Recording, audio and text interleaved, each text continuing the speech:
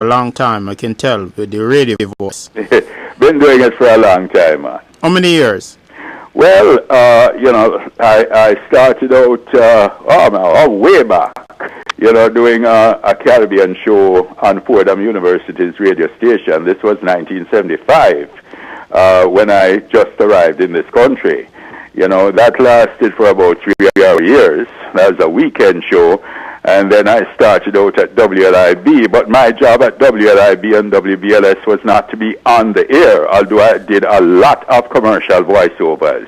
They wanted me to do it. My clients wanted me to do them, so I did them.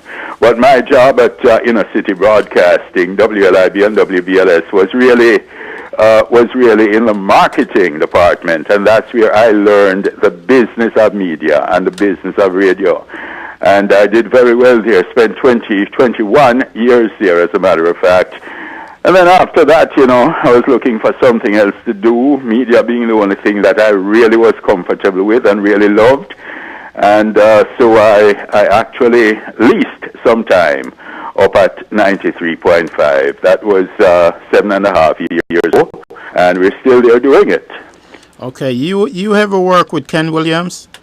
Well, Ken Williams was very instrumental in landing me the job at WLIB. Okay, because you almost sound like him. I worked with Ken there for 3 years before he left, Okay. Right, so I know Ken Williams very well. Yeah, you almost sound like him a little bit. Oh, yes? Yeah. Well, he's in Jamaica now, I don't know if you know.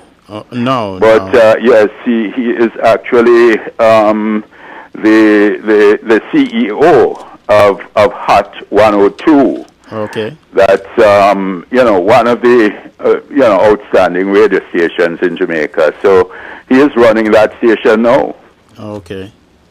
Any DJ who work with Ken Williams almost, have that extended voice like Ken Williams. I don't know why, everybody trying to pick up something from him. He's a good teacher. Yeah, well, as I said, my gig at LIB was not really on air.